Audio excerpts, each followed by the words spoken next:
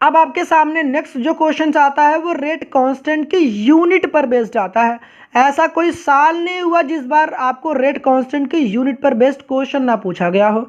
ये आपके सामने एक फॉर्मूला लिखा हुआ है, इसको तो आप देख ही लो। मोल की पावर 1-1, लीटर की पावर n-1, सेकंड की पावर -1। जैसे कि किसी ने पूछा कि जीरो ऑर्डर रिएक्शंस के लिए रेट कांस्टेंट की यूनिट क्या होगी, तो जीरो ऑर्डर के लिए n की वैल्यू 0 होती है, तो जहां पर n होता है वहां पर 0 पुट कर दो, तो 1 - का 0 क्या होता है भाई 1 होता है, तो मोल की पावर 1 हो जाएगी। n की जगह पर 0 पुट करोगे तो 0 - 1 क्या होता है -1 होता है, तो लीटर की पावर -1 हो जाएगी, सेकंड की पावर -1 तो एज इट इज रहेगा। तो जीरो ऑर्डर के लिए जो यूनिट ऑफ के होती है वो मोल, लीटर की पावर -1, सेकंड की पावर -1 होती है।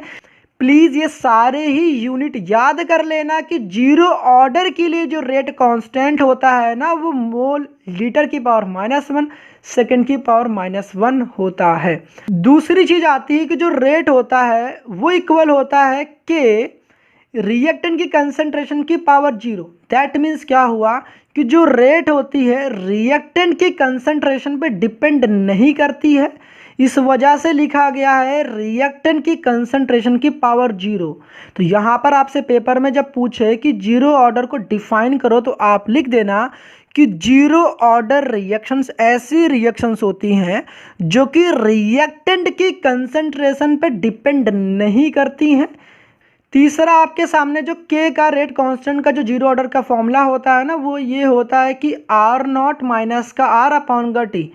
R0 क्या इनिशियल कंसंट्रेशन होता है और R क्या होता है फाइनल कंसंट्रेशन होता है, T तो टाइम होता है। चौथी चीज आपसे इसमें पूछा जाता है कि जीरो ऑर्डर रिएक्शंस के लिए जो हाफ लाइफ टाइम होता है वो क्या होता है, तो R0/2K होता है। तो R0 क्या है कि इनिशियल कंसंट्रेशन, 2 तो पता ही कांस्टेंट है, K क्या है रेट कांस्टेंट होता है। तो ये हाफ लाइफ टाइम है भाई, इसके फॉर्मुलेस वगैरह अच्छे से रिमेंबर कर लेना, यूनिट तो भाई हद से ज़्यादा इंपॉर्टेंट है। नेक्स्ट आपसे पूछता है ना कि जीरो ऑर्डर रिएक्शंस की एग्जांपल बता दो, एमसीक्यू वगैरह में भी पूछा जा सकता है, और आपसे जब भी डेफिनेशन पूछेगा तो आप तो भाई एग्जांपल तो लिखकर जरूर आओगे कि यहाँ पर क्या लिखा है कि all photochemical reactions are always zero order reaction. जितने भी सनलाइट के प्रेजेंस में रिएक्शन हो रही होंगी ना वो सारी क्या होती हैं जीरो ऑर्डर रिएक्शंस होती हैं। H2 और Cl2 रिएक्शंस करिए सनलाइट के प्रेजेंस में, क्या बना 2HCl। तो यहाँ पर देखो जो रेट लॉ एक्सप्रेशन लिखोगे इसका ना, तो रेट इक्वल टू के H2 की कंसंट्रेशन Cl2 कंसंट्रेशन, क्योंकि ये जीरो ऑर्डर रिएक्शंस है तो यहाँ पर इसे खोपड़ी पर जीरो लिखना मत भूलना, ठीक है। क्या लिखोगे जीरो, इसका मतलब कि जो रेट होता है उसका रिएक्टेंट की कंसंट्रेशन पे डिपेंड नहीं कर रहा है, दैट इज वाई हम लोग खोपड़ी पर क्या लिख रहे हैं जीरो। उस तरीके से अगर अमोनिया जो होता है रिएक्शंस कर रहा होता है तो बनाता है N2 + 3H2, ये भी एक जीरो ऑर्डर की रिएक्शंस है। सबसे ज़्यादा इंपॉर्टेंट भाई ऊपर वाला जो मैंने लिख रखे H2 + Cl2 गिव्स 2HCl। इसका रेट लॉ एक्सप्रेशन गलत मत करना भाई, रेट इक्वल टू के लिखो, जो भी रिएक्टेंट थे उसके कंसंट्रेशन की पावर में जीरो लिखना मत भूलना। जीरो ऑर्डर रिएक्शंस के बाद जो आती है हमारे सामने वो आता है फर्स्ट ऑर्डर रिएक्शन, जिसमें भाई पेपर में क्वेश्चन भर भर के पूछा गया फर्स्ट ऑर्डर से। अगर इस फॉर्मूले में n की जगह पर 1 पुट करोगे तो आपको पता है 1 - 1 0 हो जाएगा, दैट मीन्स मोल की पावर 0 पूरी गायब हो गई, यहाँ भी हो जाएगी गायब, तो सिर्फ बचता ही क्या सेकंड की पावर -1। तो भाई फर्स्ट ऑर्डर रिएक्शंस के लिए जो यूनिट ऑफ जो के होता है वो सेकंड की पावर -1 होता है। रेट इज इक्वल टू क्या होता है के टाइम्स रिएक्टेंट की कंसंट्रेशन की पावर 1 होती है। कितनी होती है 1 क्यों लिखा, क्योंकि यहाँ पर फर्स्ट ऑर्डर थी इसीलिए पावर में कितना लिखा 1। तो ये है रेट लॉ एक्सप्रेशन। फिर तीसरी चीज जो होती है वो रेट कांस्टेंट का जो फॉर्मूला होता है फर्स्ट ऑर्डर के लिए क्या होता है 2.303/T log A/A-x। ए क्या है भाई यहाँ पर इनिशियल कंसंट्रेशन ऑफ रिएक्टेंट की है, यहाँ पर ए क्या है इनिशियल कंसंट्रेशन ऑफ रिएक्टेंट है। ए जो होता है हमेशा कितना होता है 100 होता है। न्यूमेरिकल सभी आगे कर रहे होंगे तो आपको सब कुछ समझ में आएगा भाई, सब कुछ आसानी समझा रखा है। कई बार हो सकता है एमसीक्यू वगैरह में ना आपको फॉर्मूले में ना तो यहाँ पर जो A/A-x याद करके जा रहे होगे वहाँ पर हो सकता है R0/R भी लिखा मिल सकता है, तो घबराना मत, यही फॉर्मूला ऐसे भी आपको एमसीक्यू वगैरह में लिखा मिल सकता है। नेक्स्ट आता है कि फर्स्ट ऑर्डर रिएक्शंस के लिए हाफ लाइफ टाइम क्या होता है या फिर हाफ लाइफ पीरियड क्या होता है, तो ये होता है 0.693 अपॉन के। इन सब की डेरिवेशन वगैरह मत करने लग जाना, जितना मैंने बताया है कायदे में सिर्फ इतना करके जाना। ऐसा हो ही नहीं सकता कि आप भाई साहब इसको अच्छा ना करके हो, ठीक। अब इसके एग्जाम्पल भी आपको याद तो एक दो करने ही पड़ जाएंगे कि अगर फर्स्ट ऑर्डर की बात कर रहे होंगे तो 2 मोल आपके हाइड्रोजन पेरोक्साइड के डिकम्पोज हो जाते हैं 2H2O + O2।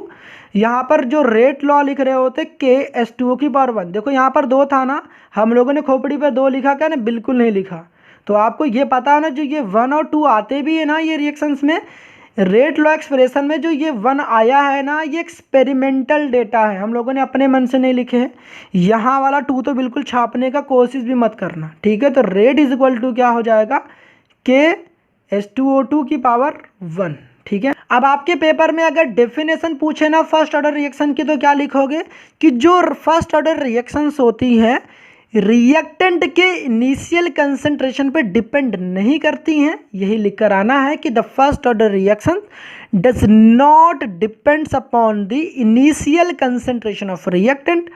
उसके बाद पूछेगा कि भाई फर्स्ट ऑर्डर रिएक्शन की कैरेक्टरिस्टिक बता दो, तो आप क्या लिख देना, all radio active decay process always क्या होती हैं, फर्स्ट ऑर्डर रिएक्शंस होती हैं। तो जैसा कि रेडियम दे रखा है, इसका डिकम्पोजिशन हो जाता है इस तरीके से। ये एग्जाम्पल आपको छाप के चले आना है। अगर बात करें ना रेट कांस्टेंट की यूनिट की ना, तो एक ऐसा क्वेश्चन है ना जो भाई हर साल आता है, ठीक है। तो प्लीज़ यहाँ पर एक ये वाली गलती मत कर देना कि कई बार हो सकता है फॉर्मूले में इस तरीके से रिमेंबर करके गए थे, मगर हो सकता है आपको जहाँ सेकंड की पावर -1 सेकंड की पावर -1 लिखा गया ना, वहाँ पर हो सकता है घंटा दिया हो या फिर मिनट दिया हो या फिर सेकंड दिया हो। तो घबराना मत, जहाँ सेकंड होगा हो सकता है वहाँ पर मिनट की पावर -1 लिखा गया, जहाँ पर घंटा लिखा गया होगा वहाँ घंटे की पावर -1 लिखी होगी। बाकी तो आपको समझ में आ गया होगा। ये यूनिट बिल्कुल एकदम दिमाग में चिपका लेनी है।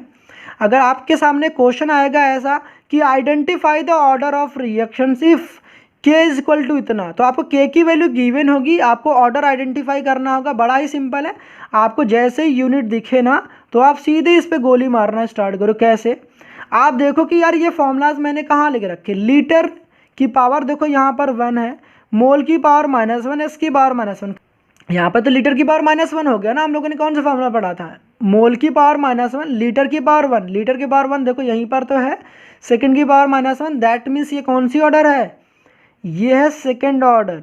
तो हो सकता है कि आपको ये सब चीज़ें आगे पीछे लिखी हों, तो घबराना मत, अगर आपको एग्जैक्टली यही चीज़ें ढूंढनी है, मोल की पावर -1, लीटर की पावर 1 और सेकंड की पावर -1, ठीक है। फिर आता है मिनट की पावर -1, तो मिनट की पावर -1 दैट मीन्स सेकंड की पावर -1, कौन सी ऑर्डर होगी भाई, फर्स्ट ऑर्डर होगी। तो दैट मीन्स ये ऑर्डर क्या हो जाएगा, इक्वल टू यहाँ पर 1 हो जाएगा। इस तरीके से ये आपको यूनिट ऑफ के पर बेस्ड इस तरीके से क्वेश्चन आएंगे। तो भाई साहब इसमें गलत मत कर देना, जब भी क्वेश्चन आए आगे पीछे लिखे हो, घबराना मत। आपको एग्जैक्टली यही चीज़ें याद करनी है, आगे पीछे लिखे हो तो एग्जैक्टली मैच कराना कि कैसे लिखा हुआ है। आता है स्यूडो फर्स्ट ऑर्डर रिएक्शंस क्या होती हैं। जिस प्रकार से कुछ लोग गरीब होते नहीं हैं, गरीब होने का ढोंग रचते हैं, उसी प्रकार से स्यूडो ऑर्डर रिएक्शन की डेफिनेशन भी है।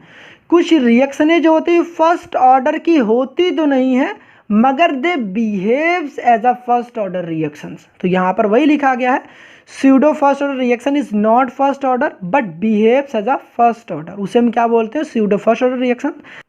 अगर हम लोग एस्टर की हाइड्रोलिसिस कर देना, वाटर को एक्सेस में ले ले, तो यहाँ पर हमें क्या मिलता है, कार्बोक्सिलिक एसिड और एथिल अल्कोहल। आपने ऑर्गेनिक में भी पढ़ रखे होंगे, मैंने बताए थे यहाँ पर कि एस्टर की हाइड्रोलिसिस किस तरीके से करी जाती है। याद रखने वाली बात यहाँ पर ये है, किस पे डिपेंड करता है स्यूडो फर्स्ट ऑर्डर रिएक्शंस, जो स्मॉल अमाउंट में हम लोग रिएक्टेंट ले रहे होते उस पर डिपेंड करता था। हो सकता है एमसीक्यू वगैरह में पूछ ले कि pseudo first order reactions small amount of reactant पे डिपेंड कर रही होती है कि एक्सेस अमाउंट ऑफ रिएक्टेंट पे। तो बिल्कुल एक्सेस वाले बिल्कुल डिपेंड नहीं कर रही है। अगर उसी तरीके से हाइड्रोलिसिस कर दे सुक्रोज की, दैट मीन शुगर की, जिसको सुक्रोज का फॉर्मूला क्या है, C12H22O11।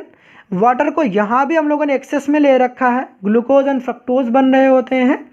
यहाँ पर अगर किसी ने कहा कि इसका रेट लॉ एक्सप्रेशन लिखो, तो क्या लिखते हैं कि C12H22O11, यहाँ पर H2O। तो जैसा कि मैंने कहा कि जो स्यूडो फर्स्ट ऑर्डर रिएक्शंस होती है, जो चीज़ हम लोग एक्सेस में ले रहे होते हैं उसकी कंसेंट्रेशन पे डिपेंड नहीं कर रहा होता, इसको यहाँ से गायब कर देंगे। नेक्स्ट डेफिनेशन हमारे सामने आता है अरेनियस इक्वेशंस की। तो अरेनियस इक्वेशन भाई साहब कुछ है वह नहीं, ये सिंपली क्या करते हैं, रेट कांस्टेंट और टेम्परेचर के बीच में हमें रिलेशन देते हैं।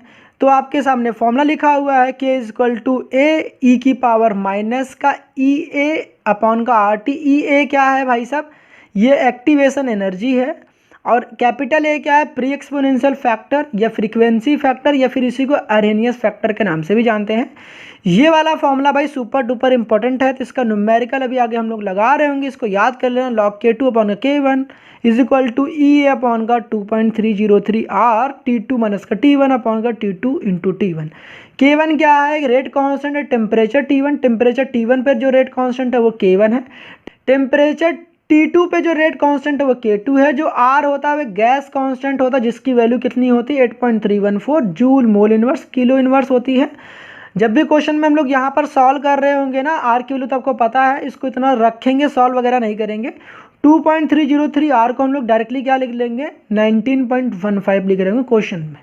अब आपके सामने क्वेश्चन गिवन है फॉर अ रिएक्शन दे रखी है आपके सामने, क्या रखा था, प्रोपोजल मैकेनिज्म गिवन बिलो।